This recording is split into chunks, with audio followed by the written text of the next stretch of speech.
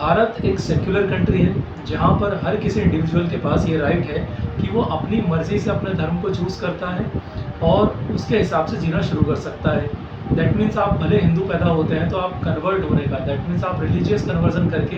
किसी और धर्म में जा सकते हैं, या किसी और धर्म से हैं तो आप किसी और धर्म में जा सकते हैं, यानी कि इंटरचेंज कर सकते हैं आप अपना फेथ के अकॉर्डिंग अपना रिलीजन। ये राइट आपको भारत का संविधान देता है। अब सवाल ये आता है कि मान लीजिए आप किसी धर्म में पैदा होते हैं और आप किसी भी रीज़न से, या आपका जो फेथ है उस कारण से आप अपना रिलीजन जो है उसे चेंज कर लेते हैं। तो रिलीजन चेंज करने के बाद जो आपका कास्ट सर्टिफिकेट बना था वो वैलिड रहेगा या नहीं रहेगा। एक मामला है आंध्र प्रदेश का, जहाँ पर एक व्यक्ति ने किसी और के ऊपर, यानी कि मान लीजिए एक व्यक्ति है ए जो पहले एससी कैटेगरी को बिलोंग करता था, उसने किसी सामने वाली पार्टी से विवाद होता है, विवाद होने के चलते वो एसटी एससी एक्ट के तहत उनके ऊपर मारपीट और गाली गलौज का मुकदमा दर्ज कराता है, जिसमें आरोप लगाता है कि सामने वाली पार्टी जो भी है उसने उसके साथ मारपीट गाली गलौज की है, उसे जाति सूचक शब्द कहे हैं। इसके आधार पर एसटी एससी एक्ट में मुकदमा दर्ज हो जाता है। मुकदमा दर्ज होने के बाद कार्रवाई होती है, मामला पहुंचता है आंध्र प्रदेश के हाई कोर्ट में मामला जब पहुंचा तो वहां पर ये फैक्ट सामने आए कि जिस व्यक्ति ने एसटी एससी एक्ट के तहत मुकदमा दर्ज कराया था वो हाल फिलहाल में, पहले वो एससी कैटेगरी को बिलोंग करता था, उसके पास सर्टिफिकेट था और सर्टिफिकेट आज की डेट में भी है,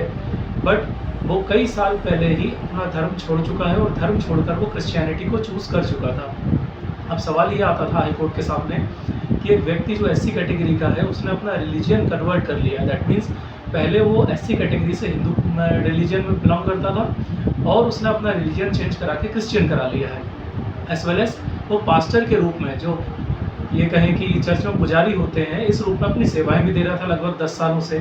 तो अब सवाल ये आता है कि जो व्यक्ति पहले एससी कैटेगरी को बिलोंग करता था और उसने अपना रिलीजन जो है उसको कन्वर्ट कराकर क्रिश्चियनिटी को फॉलो करना शुरू कर दिया है, ये एडमिटेड फैक्ट था और ये पूरे गाँव वाले इस बात को जानते थे। तो इवन आफ्टर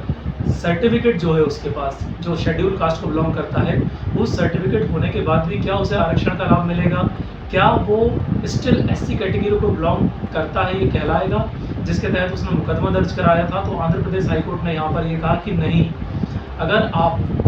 अपना धर्मांतरण करा लेते हैं, यानी कि रिलीजियस कन्वर्जन कर लेते हैं और किसी और धर्म में चले जाते हैं, जैसे कि क्रिश्चियनिटी में वो चला गया और क्रिश्चियनिटी में जनरल ओबीसी एसटी एससी जैसी कोई कैटेगरी डिवीज़न नहीं है, क्लासिफिकेशन नहीं है, सो दैट जो व्यक्ति एसटी कैटेगरी में पहले था और जो कन्वर्ट होने के बाद क्रिश्चियनिटी को ज्वाइन करता है, वहाँ पर उसका कास्ट सर्टिफिकेट काम नहीं करेगा। और जो आंध्र प्रदेश हाईकोर्ट था उसने एसटी एससी के जो चार्जेस थे बी के ऊपर से उन्हें डिसमिस कर दिया, क्योंकि व्यक्ति ने ऑलरेडी अपना रिलीजियस कन्वर्जन करा लिया है, सो दैट वो शेड्यूल कास्ट में बिलोंग नहीं करता है। तो ये बात आप लोगों को जानना चाहिए कि यदि आप एससी कैटेगरी या एसटी कैटेगरी को बिलोंग करते हैं हिंदू रिलीजन के अंडर, और अगर आप क्रिश्चियन कम्युनिटी में चले जाते हैं रिलीजियस कन्वर्जन के थ्रू,